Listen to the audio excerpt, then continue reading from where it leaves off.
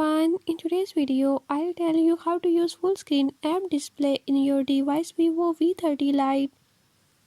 In this video I'm going to show you how you can do it. But before we get started, don't forget to hit the subscribe button and turn on notifications. Make sure to watch complete video and learn how you can do it. Let's watch the video.